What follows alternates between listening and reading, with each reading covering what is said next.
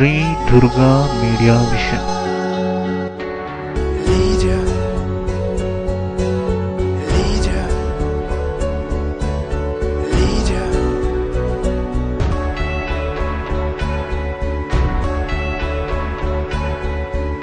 வளர்த்தேன். அவனை கொண்டு போய் என் மாமனார் மாமியார்ட்ட விடும்போது ரொம்ப பயந்தேன். இப்போ கூட ஃபீவர் வந்துச்சுன்னு கால் பண்ணி என் மாமனாரை நான் அப்பான்னு தான் கூப்பிடுவேன். அப்பா என்னாச்சு அப்படின்னா, நாங்கள் இருக்கோம் ஷோபி, நீ ஏன் பயப்படுற அப்படின்னு சொல்கிற அந்த வார்த்தையில் எனக்கு எல்லா சப்போர்ட்டும். என் மாமனார் மாமியார் வந்து எனக்கு இன்னொரு அப்பா அம்மா இல்லை, அவங்க தான் எனக்கு அப்பா அம்மா.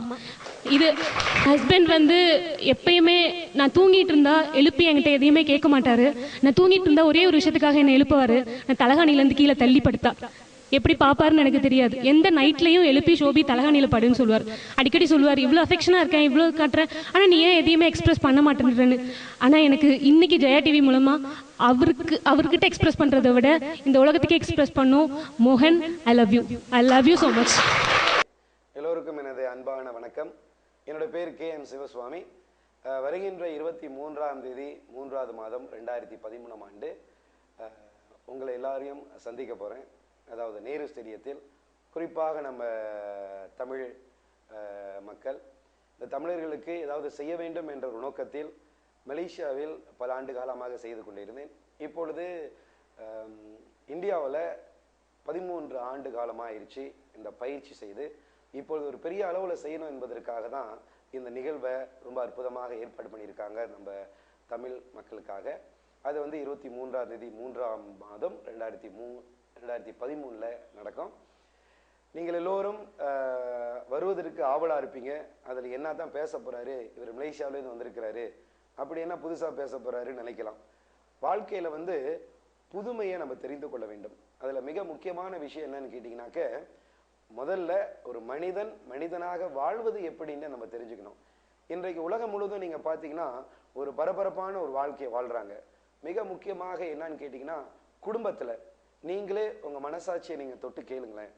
கணவன் மனைவி பெற்றோர் பிள்ளைகள் ஒருத்தருக்கு ஒருத்தர் உறவு முறையில் நம்ம எப்படி இருக்கிறோம் என்று கேள்வி கேட்டிங்கனாக்க, நம்ம சந்தோஷமாக இருக்கிறதே இல்லை.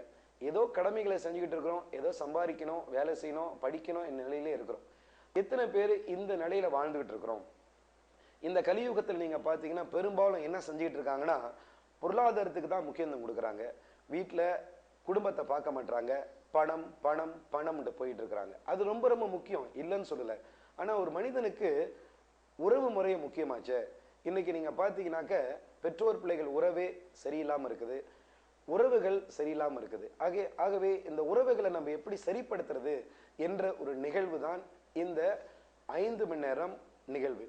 இந்த 5 மணி நேரம் நிகழ்வுக்கு நீங்கள் வந்தீங்கன்னாக்க மிக முக்கியமாக நீங்கள் என்ன தெரிஞ்சுக்க போறீங்கன்னு கேட்டீங்கன்னாங்க, ஸ்கூல்லையோ காலேஜ்லேயோ யூனிவர்சிட்டிலேயோ மனதை பற்றி யாருமே சொல்றதில்லை. இந்த மனம் எப்படி வேலை செய்யுது என்று சொல்ல மாட்டாங்க. இந்த மனதுக்கும் சிந்தனைக்கும், இந்த சிந்தனைக்கும் பிரபஞ்சத்தின் நீதிக்கும் என்ன ஒரு தொடர்பு என்று யாருக்குமே தெரியாமல் இருக்குது. நமக்கு சொல்லி கொடுக்கறது ஒன்னே ஒன்று என்னன்னு கேட்டிங்கன்னா, அறிவு போதனையை கொடுக்குறாங்க பள்ளியில். அதன் பிறகு வேலைக்கு போகிறோம். வேலைக்கு போன பிறகு வாழ்க்கையை வந்து இதுதான் வாழ்க்கைன்ட்டு கடைசியில் வாழ்க்கையை முடிச்சுட்டு போகிறோம். ஆனால் வாழ்க்கையில் வந்து இந்த மனம் எப்படி வேலை செய்யுது, இந்த சிந்தனை எப்படி வேலை செய்யுது, இந்த சிந்தனைக்கும் பிரபஞ்சத்தின் நீதிக்கும் என்ன ஒரு தொடர்பு என்று தெரிந்து கொண்டால் வாழ்க்கையை இன்னும் சிறப்பாக வாழலாம். ஆகவே இந்த சிந்தனை எப்படி செம்மப்படுத்துறது என்ற ஒரு நிகழ்வு தான் இந்த 5 மணி நேரம் நிகழ்வு. ஒரு சிலர் நீங்கள் பார்த்தீங்கன்னா சிந்திங்கன்னு சொன்னாக்க சிந்திக்கிறதுக்கே சிந்திக்கிறாங்க. அப்புறம் எப்படிங்க சிந்திக்கிறது? ஸோ வாழ்க்கையில் வந்து நீங்கள் பார்த்தீங்கன்னா எப்படி சிந்திக்கணும் என்று தெரிந்தால்தான் வாழ்க்கையில மிக சிறப்பாக வாழலாம். ஒரு சின்ன உதாரணம், நாம் யூனிவர்சிட்டி அல்லது காலேஜ் படித்து பட்டதாரி ஆகணும்னாக்க நம் அடிப்படை கல்வியை நம்ம என்ன தெரிஞ்சுக்கணும்? ABCD படிக்கணும். இல்லைனாக்க ஆ ஆ ஆ ஆ இ ஊன்னு படிக்கணும். நீங்கள் பார்த்தீங்கன்னா அது எதுக்குன்னு கேட்டிங்கன்னா பட்டதாரி ஆகணும். ஆனால் வாழ்க்கைக்கு அடிப்படை விஷயங்கள் நம்ம எங்கே கற்றுக்கொள்கிறோம் கேட்டிங்கன்னா கேள்விக்குறியாகவே இருக்குது. இதுதான் வந்து இந்த நிகழ்வில் வாழ்க்கைக்கு தேவையான பல விஷயங்களை நீங்கள் தெரிஞ்சுக்குவீங்க. அந்த நிகழ்வுக்கு நீங்கள் வந்தீங்கன்னாக்க அந்த 5 மணி நேரத்திலேயே உங்கள் வாழ்க்கையை எப்படி மாற்றி அமைப்பதுன்னு தெரிஞ்சுக்குவீங்க. தலைவிதி தலைவிதி தலைவிதின்றாங்க. இந்த தலைவிதியை நம்ம மாற்றி அமைக்க முடியுமா, நம்மளால முடியுமா என்ற கேள்வியை கேட்டிங்கன்னா நிச்சயமாக முடியும். இறைவன் மனிதனுக்கு சிந்தனையும் பகுத்தறிவும் கொடுத்திருக்கிறாரு. ஆகவே இந்த சிந்தனையும் பகுத்தறிவும் எதற்காக கொடுத்திருக்கிறாரு என்று சிந்திச்சு பார்க்கும் போது நம்ம வாழ்க்கையை மாற்றி அமைப்பதற்காக தான் இந்த சிந்தனையும் பகுத்தறிவும் கொடுத்திருக்கிறாரு. என்றைக்கு இந்த சிந்தனையும் பகுத்தறிவும் மாற்றி அமைக்கிறோமோ, எப்பொழுது இந்த பகுத்தறிவை பயன்படுத்துகிறோமோ, நம்ம வாழ்க்கையை மாற்றி அமைக்க முடியும். அன்புள்ளங்களே, இது என் வாழ்க்கையில உண்மையா நடந்த சம்பவம். ஒரு சைக்கிள் வாங்க முடியுமா என்று நினைத்தேன். ஆனா அன்றைக்கு என்னுடைய 10 மாத சுமந்த பெற்ற தாய் தந்தை ஆசீர்வாதத்தால், அந்த எல்லாம் வல்ல இறைவன் ஆசீர்வாதத்தால் இன்னைக்கு ஒரு மெர்சிடிஸ் பென்ஸ் ஓட்டுறேன்னு. எனக்கு படிக்க முடியாதுன்னு சொன்னாரு, இன்றைக்கு எங்க குடும்பத்திலே நிறைய பட்டத்தை எடுத்து வச்சிருக்கிறேன்னு. அப்படி என்றால் நம்ம தலைவீதியை நம்ம மாற்றி அமைக்க முடியுமே. அதே மாதிரி தான் உங்க வாழ்க்கையிலையும் தலைவீதியை மாற்றி அமைக்கணுமா? இந்த நிகழ்வுக்கு வந்து பாருங்க. இந்த நிகழ்வாகப்பட்டது உங்களுடைய திறமைய எப்படி வெளிப்படுத்துற என்ற ஒரு பயிற்சி தான் இந்த பயிற்சி. 5 மணி நேரம். ஆக இந்த 5 மணி நேரம் நிகழ்வுக்கு பிறகு உங்களுக்கு உங்க வாழ்க்கையில ஒரு பெரிய மாற்றம் ஏற்படும், ஒரு புத்துணர்ச்சி ஏற்படும், ஒரு மறுமலர்ச்சி ஏற்படும் என்று சொல்லிக்கொண்டு உங்களிடமிருந்து விடைபெறுகிறேன். நன்றி, வணக்கம். பேரு பிரீத்தி. நான் Saint Mary's matriculation higher secondary school ஸ்ரீபெரும்புத்தூர்ல இருந்து வரேன். அது காஞ்சிபுரம் டிஸ்ட்ரிக்ட்ல இருக்கு. நான் இந்த நேரத்தில் தேங்க் பண்ணோன்றது என்னோட மாஸ்டர்ஸை தான். பிகாஸ் நான் 10th 482 ஸ்கோர் பண்ண. நான் கஷ்டப்பட்டதை விட என் மாஸ்டர்ஸ் ரொம்ப கஷ்டப்பட்டாங்கன்னு சொல்லலாம்.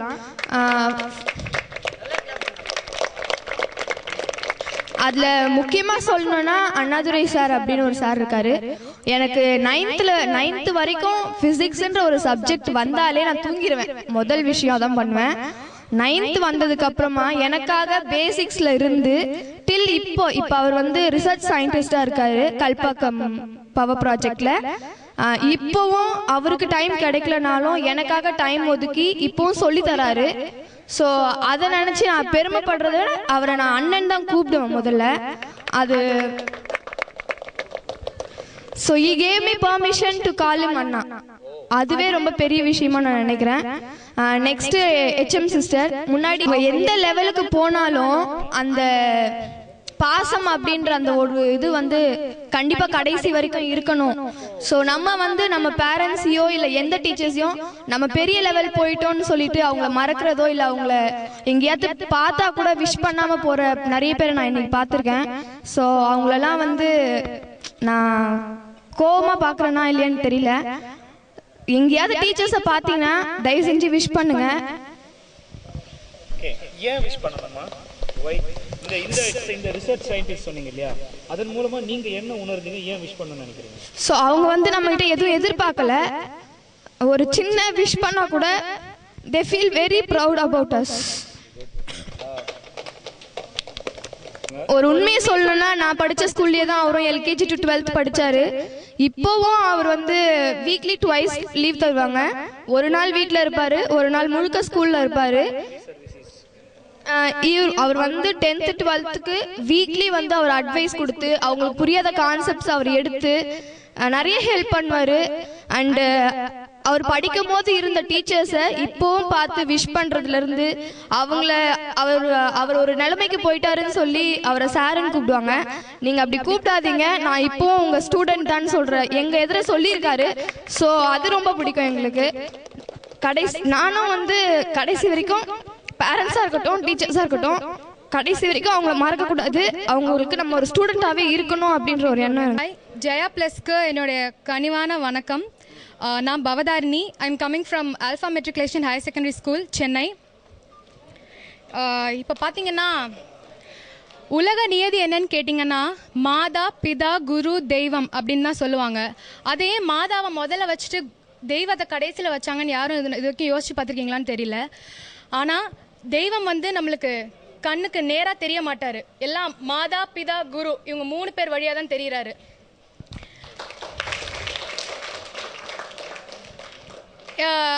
என் கேரக்டர் பார்த்தீங்கன்னா ரொம்பவே ஜாலியான கேரக்டர். எல்லார்ட்டுமே ஃப்ரெண்டாக பழகணும்னு நினைக்கிறவன். கோவம் உடனேலாம் கோவப்பட மாட்டேன். என் ஃப்ரெண்ட்ஸுக்கே அது தெரியும் நல்லா. இப்போது என்னோடய வீட்டில் அப்பா அம்மா 2 பேரும் எனக்கு ரொம்ப பிடிக்கும். அப்பா எனக்கு ரொம்ப பிடிக்கும், ரொம்ப ரொம்ப பிடிக்கும். ஏன்னு கேட்டிங்கன்னா எங்கள் வீட்டிலே என்னை முதுகில் உப்பு மூட்டை தூக்குறவர் எங்கள் அப்பா மட்டும்தான். வேறு யாருனாலையும் தூக்க முடியாது. அப்புறமா நான் வந்து 9th பார்த்தீங்கன்னா ஒரு ஆவரேஜ் ஸ்டூடெண்ட் தான். ஒரு 10th 11th அந்த மாதிரி ரேங்க் எடுக்கிற பொண்ணு தான் நான். ஆனால் 10th வந்து 95% வாங்கியிருக்கேன்னா அது காரணம் என்னோடய ஃப்ரெண்ட்ஸ், என்னோடய அப்பா அம்மா மட்டும்தான், வேறு யாருமே கிடையாது. என்னோடய உழைப்பும் இருக்குது, ஆனால் எனக்கு எல்லாருமே என்கரேஜ் பண்ணவங்க நிறைய பேர் இருக்காங்க. அந்த மாதிரி சொல்கிறப்ப என்னோடய டியூஷன் டீச்சர்ஸ், என்னோடய ஸ்கூல் டீச்சர்ஸ், அப்புறமா முக்கியமாக என்னோடய தமிழ் டீச்சர் ஜெயலட்சுமி மேம்க்கு என்னோட ரொம்ப மனம் ரொம்ப நெகிழ்ந்து நான் சொல்கிறேன் நன்றியை. ஏன்னா I use to score high marks in Tamil. I also aim to get centum, but என்னால் எடுக்க முடியல, 95 தான் எடுக்க முடிஞ்சு. இருந்தாலும் என் மிஸ் சொன்னாங்க, நீ வந்து +2ல் நல்ல மார்க் எடுத்து நல்லபடியாக வருவ. என்னோட எய்ம் என்னென்னா கார்டியாலஜிஸ்ட் ஆகணுங்கிறது என்னோட எய்ம். வணக்கம், என் பேர் நந்தினி. நான் பாரதாசனா மெட்ரிக் ஹையர் செகண்டரி ஸ்கூல் அரக்கோணம்லேருந்து வரேன், வெள்ளூர் டிஸ்ட்ரிக்ட். இங்கே வந்து சக்ஸஸ் பற்றி சொல்லியிருக்காங்க. சக்ஸஸ்னால் நத்திங் பட் கடமையை செஞ்சால் சக்ஸஸ், கடமைக்கு செஞ்சால் ஃபெயிலியர். வீட்டில் வந்து என் ஃப்ரெண்ட்ஸுக்கு தெரியும், மோஸ்ட்லி வந்து கேர்ள்ஸ்னால் அப்பா மேலே தான் ரொம்ப பாசமாக இருப்பாங்க. நானும் அதே மாதிரி தான், எங்கள் அப்பா மேலேயே ரொம்ப பாசமாக இருப்பேன். வெளியே சொல்லிக்க மாட்டேன் அம்மா பிடிக்கும் அப்படின்னு. என் ஃப்ரெண்ட்ஸுக்கு நல்லா தெரியும், அதை விட எங்கள் டீச்சர்ஸ்க்கும் நல்லா தெரியும். ஆனால் வீட்டில் எங்கள் அம்மா எது ஒரு சின்ன விஷயம் சொன்னாலும் ஏன் நல்லதுக்கு தான் சொல்லுவாங்க, ஏன் ஃப்யூச்சருக்காக தான் சொல்லுவாங்க. ஆனால் நான் அப்பா சொல்கிறது தான் கேட்பேன். கடைசியில் தான் தெரியும் அப்பா சொல்கிறது எது, அம்மா சொல்கிறது எது அப்படின்னு. எங்கள் அப்பா எது சொன்னாலும் அது எங்கள் அம்மா என்ன சொல்கிறாங்களோ அதுக்கு எதிராக தான் சொல்லுவார். ஆனால் எங்கள் அப்பா சொன்ன வழியில் நான் எங்கள் அம்மா சொல்கிறத நான் அச்சீவ் பண்ணுறேன். அது என்னன்னு இது வரைக்கும் எனக்கு புரியல. எங்கள் அப்பா எது சொன்னாலும் அதை தான் நான் கேட்பேன். எங்கள் அம்மா சொல்கிறது சத்தியமாக நான் கேட்க மாட்டேன். இப்போ சொல்கிறேன், அம்மா ரொம்ப சாரிம்மா, நீ சொல்கிறத நான் இது வரைக்கும் கேட்டதே இல்லை. தைரியமாக உன்னை பிடிக்காதுன்னு வெளியே சொல்லியிருக்கேன். ஆனால் இப்போ சொல்கிறேன், I like my dad but I love my mom. Thank you. Good evening, என் பேர் வந்து ஜெயஸ்ரீ. நான் வந்து பாரதாசனா ஸ்கூல்லேருந்து வரேன். இந்த இடத்துல வந்து நான் சாரி அண்ட் தேங்க்ஸ் ரெண்டுமே சொல்லிக்க விரும்புகிறேன். முதல்ல வந்து சாரி வந்து மம்மி டேடிக்கு சொல்லிக்க விரும்புகிறேன். 8th ஸ்டாண்டர்ட் படிக்கும்போது வந்து ஒரு வாட்டி வந்து குவார்டர்லி எக்ஸாம் ஹாலிடேஸாக, அப்போ வந்து வெளியே எங்கேயும் கூட்டின்னு போகல. நான் வந்து டேடியை ரொம்ப கம்பல் பண்ணி விஜிபி கூட்டியே போய் தீரணும் அப்படின்னு ரொம்ப கம்பல் பண்ணி டேடி, நான், மம்மி, சிஸ்டர் வந்து கிளம்பி வந்துட்டோம். காரில் வந்துட்டு விஜிபி உள்ள போயிட்டு நெக்ஸ்ட்டு வந்து எம்ஜிஎம் போகலான்ட்டு வெளியே வந்தோம். அப்போ வந்து வரும்போது நான் எப்போவுமே எதனா ரொம்ப அடம் பிடிச்சி ஆசை கேட்டேன்னா அது வந்து நடக்காது, இல்லைன்னா பாதியிலே இதுவாயிடும். அது எனக்கு நல்லா தெரியும். அன்றைக்கி காலையில் எனக்கு தோணுச்சு, என்னடா இவ்வளோ அடம் பிடிச்சி நம்ம கூட்டின்னு போகிறோமே, எதனா ஆக போகுது, something struck my mind. Yeah அது மாதிரி ஆச்சு. வைல் ஆஃப்டர் விஜிபியை விசிட் பண்ணிட்டு எம்ஜிஎம் போகலான்னு வெளியே வரும்போது நான், எங்கள் மம்மி, சிஸ்டர் வந்து கடையில் நின்றுனோம். Daddy cross the road. அப்போ வந்து நான் டேடி கூட போனேன். டேடி சொன்னார், இங்கே இரு, நான் போயிட்டு கார் கூட்டினாருன்ட்டு. நான் இருந்துட்டேன். அப்புறம் டேடி போனார், ஆக்சிடென்ட் ஆகி விழுந்துட்டார். எல்லாம் ஷவுட் கத்துனாங்க, யாரும் விழுந்துட்டார். யாரோன்னு போய் பார்த்தா டேடி தலையில் அடிபட்டு இங்கே பிளட் வந்து காசெல்லாம் தெரியும் அந்த அப்படி விழுந்துருந்தார். அப்போ வந்து யாருன்னே தெரியாதவங்கெல்லாம் வாட்டர் பாட்டில் எடுத்து ஃபேஸ் வாஷ் பண்ணி விட்டு உடனே ஆம்புலன்ஸ் கூப்பிட்டு அதை செஞ்சு டேடியை உடனே அந்த நிலைமையை ஆம்புலன்ஸ் ஹாஸ்பிட்டலுக்கு கூட்டின்னு போனாங்க. 3rd person தான், யாருமே தெரியாது. அவங்க October 2, 2008 I think so, ECR ரோட்டில். அப்போது அவங்களுக்குலாம் அந்த நிலைமையில என்னால் தேங்க்ஸ் சொல்ல முடியலை. ஜெயா ப்ளஸ் மூலியமாக நான் எல்லாருக்கும் அவங்க தேங்க்ஸ் சொல்லிக்கிறேன். எங்கள் மம்மி, சிஸ்டர் அதெல்லாம் ரொம்ப ஆக்சிடென்ட் ஆகி இங்கே வந்து தையல் போடுற மாதிரி ஆயிடுச்சு. அதுக்கப்புறமா எங்கள் மம்மி வந்து ரொம்ப அழுதாங்க. இந்த பிரச்சனை வந்து என்னால் தான் ஆனது. ஸோ எங்கள் மம்மிக்கு வந்து நான் என்ன தான் தப்பு பண்ணாலும் எங்கள் மம்மிக்கு இல்லை சாரி கேட்கணும்னு எனக்கு இது வரைக்கும் தோணதே இல்லை. நிறைய விஷயம் நான் தப்பு பண்ணியிருக்கேன், ஆனால் சாரி தப்புன்ட்டு அவங்க எனக்கு சொன்னாலும் சாரி கேட்க வந்து எனக்கு தோணலை. நிறைய நான் ஹர்ட் பண்ணியிருக்கேன் அவங்களுக்கு வந்து நான் இப்போ சாரி கேட்க விரும்புகிறேன் இந்த ப்ரோக்ராமால். அப்புறம் ஆக்சிடெண்ட் ஆகி வந்தது. டேடி வந்து ஒன்றும் ஆகலை. அப்புறம் டாக்டர்ஸ்லாம் சொன்னாங்க, அவங்களாம் சொன்னாங்க, இது மாதிரி இந்த ரோட்டில் வந்து ஆக்சிடெண்ட் ஆனால் உயிர் பிழைக்கிறதே கஷ்டம், ஆனால் இவங்களுக்கு வந்து லைட்டாக மைல்டு தையல் போட்டதோடு முடிஞ்சிடுச்சு. அப்புறம் அன்றைக்கி முடிவு பண்ணேன், எதுவுமே அடம் பிடிக்கக்கூடாதுன்னு. இன்றைக்கி வரைக்கும் நான் எதுவுமே அடம் பிடிச்சதில்லை. அவங்களாம் எதோ கொடுத்தாதான். ஆனாலும் நான் கேட்குறத விட எக்ஸ்ட்ராடினரியாக அவங்க கொடுக்கறது, அவங்களுக்கு ரொம்ப தேங்க்ஸாக. அப்புறமா 10th வந்து நான் ரொம்ப பிலோ ஆவரேஜ் தான். நான் வந்து ஆனால் எங்கள் அப்பா அம்மாவெலாம் நான் ரொம்ப நல்லா படிக்கிற பொண்ணு அப்படின்னு நினச்சிட்டு இருப்பாங்க. கடைசி வரைக்கும் நான் வந்து 500க்கு 380 400 அப்படி தான் எடுத்துன்னு வந்திருந்தேன். ஆனாலும் ப்ரோக்ரஸ் கார்டுனா எங்கள் ஃப்ரெண்ட்ஸ் எல்லாம் அழுவாங்க, ப்ரோக்ரஸ் கார்டு என்ன மம்மி திட்ட போகிறாங்க டாடி. ஆனால் ஒரு வாட்டி கூட எங்கள் மம்மி டாடி ஏன் மார்க் கம்மியாச்சு எனக்கு கேட்டதில்லை. ஒரு வாட்டி என்கரேஜ் தான் என்ன பண்ணுவாங்க, கண்டிப்பாக நீ மார்க் எடுப்ப. என்ன ஒரு வாட்டி திட்டினது கூட இல்லை. இதே மாதிரி கடைசியில் பப்ளிக்கில் வந்து நான் 95% எடுத்தேன். அதுக்கு முழு காரணம் எங்கள் மம்மி டேடி தான். அப்புறம் டீச்சர்ஸ், ஒரு எக்ஸாமுக்கும் வந்து கிராமர் ரீகால் பண்ண கிரி சாருக்கு ரொம்ப தேங்க்ஸ் சொல்லிக்கிறேன். அப்புறம் கணேஷ் சார், அவர் வந்து எங்களுக்காக அவர் வந்து கலர் ட்ரெஸ்ஸே போட்டதில்லை. அவர் ஒரு யூனிஃபார்ம் கலர் ட்ரெஸ்க்கு பதில் ட்ரெஸ் வாங்கணும், எதனா புது ஃபங்க்ஷன் பொங்கல் தீபாவளினா அவர் யூனிஃபார்ம் தான் வாங்குவார், கலர் ட்ரெஸ் வாங்க மாட்டார். அது மாதிரி எங்கள் ஸ்கூலுக்காகவே வாழ்ந்து கொண்டு இருக்க கணேஷ் சாருக்கு வந்து நான் ரொம்ப தேங்க்ஸ் சொல்லிக்கிறேன் இந்த இடத்துல. ஹலோ, என் பேர் காயத்ரி பிரியதர்ஷினி. நான் Saint John's matriculation higher secondary ஸ்கூல்லேருந்து வந்திருக்கேன். என்னுடைய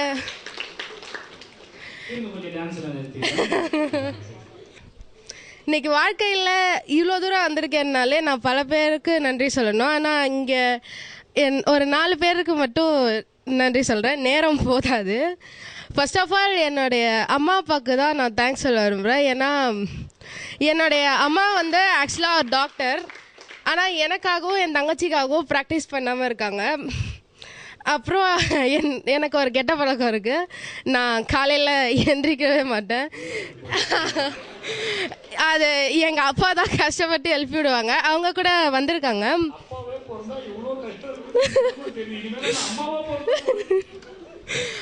அப்புறம் என் தங்கச்சிக்கு தேங்க்ஸ் சொல்ல விரும்புகிறேன். ஏன்னா என் தங்கச்சி வந்து எப்போதும் என் மேலே ரொம்ப பாசமாக இருப்பாள். அவள் எனக்கு இன்னொரு அம்மா மாதிரி. ஆனால் நான் அவளை நிறையா தடவை திட்டியிருக்கேன். இன்ஃபேக்ட் நான் ஒரு இன்சிடென்ட் சொல்ல விரும்புகிறேன். நாங்கள் 2 பேரும் ஒரே ஸ்கூலில் தான் படிக்கிறோம். அவள் வந்து அன்றைக்கி என் கிளாஸ் ரூமில் வந்து வெயிட் பண்ணிகிட்டு இருந்திருக்கா எனக்காக. அவள் வருவான்னு தெரியாமல் நான் இறங்கி போயிட்டேன். ஸோ அவள் வந்து இப்போ ஏன்டி லேட்டாக வந்தேன்னு திட்டிகிட்டு இருந்தேன். அப்புறம் தான் சொன்னான், அதுக்கு நான் இப்போ ரொம்ப ஃபீல் பண்ணுறேன், ஐம் வெரி சாரி ஹரித்ரா. அப்புறம் இன்னொன்று வந்து எனக்கு சப்போர்ட்டாக இருந்த எல்லாருக்கும் நான் திட்டேன். Yes sir, I am very very sorry Harithra. நீ எனக்கு எவ்வளோ நல்ல தங்கச்சியாக இருந்திருக்க, ஆனால் நான் அதில் ஒரு பங்கு கூட உனக்கு நல்ல அக்காவாக இல்லை. இனிமேல் இருக்க ட்ரை பண்ணுறேன். கடைசியாக வந்து எனக்காக சப்போர்ட் பண்ண எல்லாருக்கும் நான் தேங்க் பண்ண விரும்புகிறேன். என்னை சப்போர்ட் பண்ணாத எல்லாரையும் நான் தேங்க் பண்ண விரும்புகிறேன். ஏன்னா அவங்க சப்போர்ட் இல்லாததுனால தான் சண்டை போட்டு முன்னேறணும்னு எனக்கு ஒரு பெரிய பாடம் கிடச்சிச்சு. ஏன்னா சாதிக்க வேண்டிய ஒருத்தரும் லைஃப்பில் ஏதாவது ஒரு கட்டத்தில் தனிமையில் தான் நடந்தாகணும் வழியில். என் பேர் வந்து Deepaji of Saint John's matriculation higher secondary school Mandaveli. ஆக்சுவலாக நான் வந்து ரொம்ப ஷார்ட் டெம்பர், அப்பா அம்மா கூட ரொம்ப க்ளோஸ். அப்பாவும் ரொம்ப பிடிக்கும், அம்மாவும் ரொம்ப பிடிக்கும், ரொம்ப க்ளோஸ் வேறு. ஆனால் நிறைய திட்டுறதும் அப்பா அம்மாவை தான். அம்மா என்ன சொன்னாங்கன்னா பண்ணிவிடுவேன், ஆனால் எனக்கு பிடிக்கலன்னா டக்குன்னு கோவப்பட்டுருவேன். அப்பாவும் அப்படி தான். ஆனால் அம்மா ஸ்வீப் பண்ணும்போது அம்மாவை தள்ளி விடுவேன், அப்பா உட்காரும் போது அப்பா தொப்பை மேலே குதிப்பேன். இதெல்லாம் ரொம்ப பிடிக்கும். ஆமாம், வீட்டில் எப்பயுமே நாட்டி எப்போ பார்த்தாலும் சொல்லுவாங்க. டாடி சொன்னாங்க கேம்ப் அனுப்பும் போது கூட ஒரு ஓரமாக உட்காந்துருக்கணும், நான் உனக்கு செல் வேற கொடுக்குறேன், அதை வச்சுட்டே உட்காரு, போய் அங்கே போய் ஆட்டம் போகிற உன்னை பற்றி எனக்கு நல்லா தெரியும், ஒரு இடத்துல உட்கார மாட்டேன், எல்லாருக்கிட்டையும் தொண்ணு பேசுவேன். இங்கேயும் கேட்டு பாருங்க, நான் எனக்கு நிறைய ஃப்ரெண்ட்ஸ் இங்கே வந்தோன்னே எல்லாருக்கும் ஃப்ரெண்ட்ஸ் ஆகிட்டேன். டாடி சொல்லுவாங்க உனக்கு எப்பயுமே இப்படி தான், போனால் எல்லாருக்கிட்டையும் பேசுவேன். இது எல்லாமே டாடி சொல்லி கொடுத்தது தான். எங்கேயும் போய் ஷைலாம் பட மாட்டேன், எனக்கு என்ன பிடிக்குமோ அதை செய்வேன். ஆனால் திட்டுறதும் உண்டு, டாடி மம்மி ரொம்ப திட்டுவேன். ஆனால் யாரையும் அவ்வளோ திட்டினது கிடையாது. இந்த வேலையில் I say sorry to my mom and dad. இனிமேல் பண்ண மாட்டேன்னு சொல்ல மாட்டேன், ஆனால் I just try to control.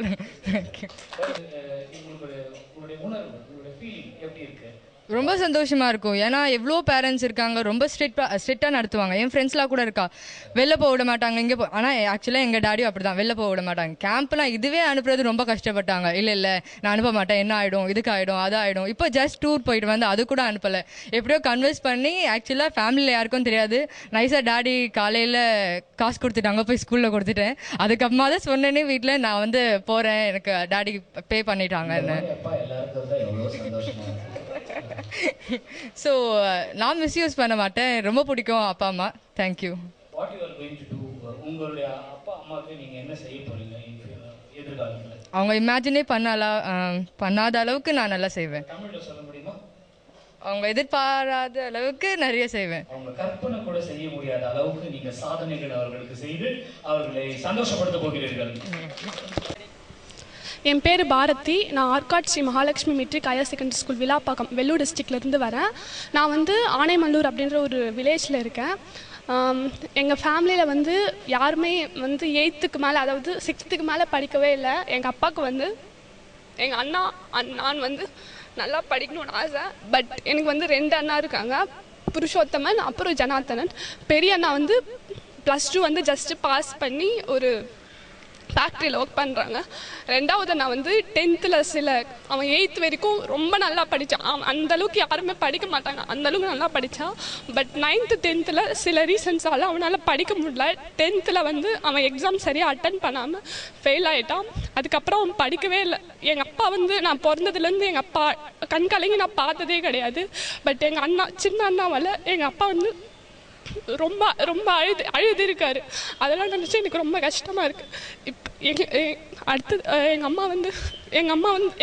அண்ணாவால் வந்து எங்கள் அம்மா வந்து அப்படியே திடீர்னு மூச்சு நின்று போயிடும். அதுக்கப்புறம் கொஞ்சம் நேரம் பொறுத்து தான் மூச்சுப்பாங்க, தண்ணி தொளிச்சுதான் இருக்கும். எங்கள் அண்ணா கிட்ட நான் கேட்டுக்கிறேன். அவன் வந்து என்கிட்ட சொல்வான், நான் தான் சரியாக என்னால் தான் படிக்க முடியல, நீயாச்சும் படி அப்படி சொல்லுவான். அவங்ககிட்ட வந்து நாங்கள் எத்தனை தடவை படிடா அப்படின்னு சொன்னால் கூட ஏற்றுக்கவே மாட்டான். ஆனால் என்கிட்ட சொல்லுவான், என்னால் படிக்க முடியல, ஆனால் என் தங்கச்சியாச்சும் நல்லா படிக்கணும் அப்படின்னு சொல்லுவான். அண்ணா ப்ளீஸ் அண்ணா, நான் இந்த ப்ரோக்ராம் மூலமாக கேட்டுக்கிறேன், ப்ளீஸ் நீ நல்லா நல்லா படிக்கணும். அவனுக்கு இப்போ வந்து 19 ஏஜ் ஆகுது. ஆனால் அவன் மைண்டு டைவர்ட் ஆகி இப்போ வந்து கூலி வேலைக்கு போகிறான், வெயிலில் வேலை செய்கிறான். எங்கள் அப்பா சின்ன வயசில் எங்கள் அப்பா வந்து என்ன சொல்கிறது, எங்கள் அப்பா கூட வந்து 2 பேர் பிறந்திருக்காங்க, அண்ணா தம்பி 3 பேர். சின்ன வயசில் மாற்றி போட்ட ட்ரெஸ்ஸு கூட இல்லாமல் எங்கள் அப்பா கஷ்டப்பட்டிருக்காரு. அதுக்கப்புறமா வெயிலில் வேலை செஞ்சு எங்கள் அப்பா எங்களுக்காக வச்சு இது வரைக்கும் நான் நல்லா படிக்கணும், நல்லா படிக்கணுன்றதுக்காக காலையிலேருந்து சாயங்காலம் இருக்கும். எங்கள் அப்பா வீட்டுக்கு 10 மணி 9 மணி, சில டைமில் ரொம்ப லேட்டாகும். எங்கள் அப்பா காலையிலேருந்து நைட்டு வரைக்கும் வெயிலில் வேலை பார்த்துட்டு வருவார். அதெல்லாம் நினச்சா ரொம்ப கஷ்டமாக இருக்கும். எங்களுக்காக எங்கள் சித்தப்பா அவங்களாம் கூட எங்களுக்காக வேலை செய்கிறாங்க. எங்கள் அண்ணா கிட்ட கேட்டுக்கிறேன், அப்பாவோட ஃபீலிங்ஸையும் அம்மாவோட ஃபீலிங்ஸையும் தயவு செஞ்சு புரிஞ்சுட்டு ப்ளீஸ் நான் இதுக்கு மேலே படிக்கிறதுக்கு ரொம்ப வயசு இருக்குது, வயசு போனால் வந்து படிப்பு வராதுண்ணா, ப்ளீஸ் தயவு செஞ்சு படினா. எங்கள் அண்ணா வந்து அந்த மாதிரி இருக்கிறதுனால எங்கள் ஃபேமிலியிலே சில மெம்பர்ஸ் வந்து அவனை வந்து ரொம்ப தரக்குறைவாக பேசுவாங்க. எனக்கு அதெல்லாம் கேட்கும்போது ரொம்ப கஷ்டமாக இருக்கும். நீ படிக்காமல் இருக்கிறதுனால தானே நான் இந்த மாதிரிலாம் பேசுகிறேன், ப்ளீஸ்ண்ணா.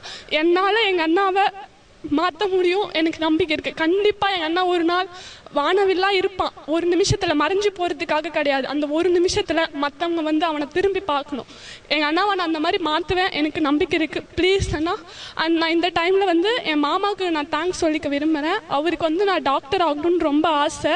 ஆனால் அவர் வந்து ரொம்ப சின்ன வயசுலேயே ஹார்ட் அட்டாக்கில் இறந்து போயிட்டாரு. அந்த நிமிஷத்தை என்னால் இப்போ கூட நினச்சி பார்க்க முடியல. மாமா, ஐ லைக் யூ மாமா. கண்டிப்பாக நீங்கள் நினச்ச மாதிரி நான் டாக்டர் ஆவேன். நான் எங்கள் அப்பாவுக்கு அம்மாவுக்கு எல்லாருக்குமே தேங்க்ஸ் சொல்லிக்கிறேன்.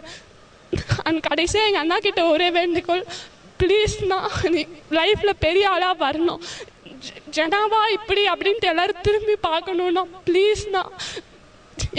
நான் உன் மேலே ரொம்ப பாசம் வச்சுருக்கேன், அதை தயவு செஞ்சு வீண் அடிச்சிடாது. நான் அண்ணா கிட்ட கடைசியாக கேட்டுக்கிறேன், ப்ளீஸ் ப்ளீஸ் ப்ளீஸ் தயவு செஞ்சு எனக்காக லைஃப்பில் உன்னை எல்லாரும் பாராட்டணும், அந்த அளவுக்கு நீ வரணும். மிக முக்கியமான அடிப்படை என்னவென்றால் அன்பு, அன்பு, அன்பு, அன்பு. அம்மா, அப்பா, அண்ணன், தம்பி, அக்கா, தங்கச்சி, கணவன், மனைவி, மாமனார், மாமியா, மருமக, இது பெரிய பிரச்சனையா இருக்குது. ஒருத்தருக்கு ஒருத்தர் நீங்கள் நல்ல உறவா இருந்தீங்கன்னாக்க, ஒரு சின்ன உதாரணம், கண்களுக்கு புலன்படாத நிலையில் இருக்கக்கூடிய அந்த மாபெரும் சக்தியோட ஒரு உறவை ஏற்படுத்த பாக்குறீங்க. இங்க உங்க சொந்த அம்மா, அப்பா, அண்ணன், தம்பி, அக்கா, தங்கச்சி, கணவன், மனைவி, கண்களால் பார்க்கக்கூடிய இந்த உருவத்துக்கே உங்களால் அன்பை கொடுக்க முடியலன்னா, கண்ணுக்கு தெரியாம இருக்கக்கூடிய அந்த மாபெரும் சக்தியோட எப்படிங்க நீங்க தொடர்பு கொள்ள முடியும்? ஆகவே இந்த நிகழ்வு உங்களுக்கு பிராக்டிக்கலா ஒரு சில விஷயத்த மேடையில் உங்கள்கிட்ட காட்ட போறேன். இந்த உறவு முறைனா என்னது? வாழ்க்கை என்பது இன்பம் மட்டும்தானா? இல்ல வாழ்க்கை என்பது இன்பத்தையும் துன்பத்தையும் எப்படி நம்ம சமத்துவம் படுத்துறது என்ற ஒரு விஷயத்தையும் இந்த பயிற்சியில தெரிஞ்சுக்குவீங்க. உலகத்துல எல்லாருமே சந்தோஷத்தாங்க நாடுறாங்க. எனக்கு சந்தோஷம் வேணும் சந்தோஷம் வேணும் என்று. ஆனா சந்தோஷமே கிடைக்க மாட்டுது. சந்தோஷம் என்பது வெளியில தேடுறது இல்ல, உள்ளுக்கு போறது. ஆகவே இந்த சந்தோஷம் என்றால் என்ன என்று தெரிந்து கொள்ளக்கூடிய ஒரு பயிற்சி தான் இந்த 5 மணி நேரம் பயிற்சி.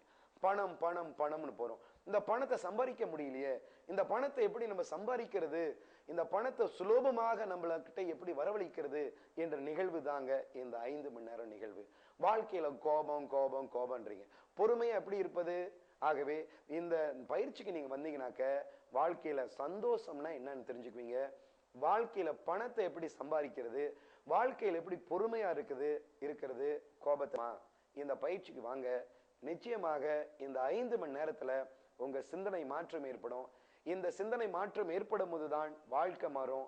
வாழ்க்கை மாறும்போது சமுதாயம் ஒட்டுமொத்தமாக சிறப்பாக இருக்கலாம். ஆகவே இந்த சிறப்பாக நம்ம இருக்கும் போதுதான் கடைசியில அன்பாக இறைவன்கிட்ட நம்ம சேர முடியும்.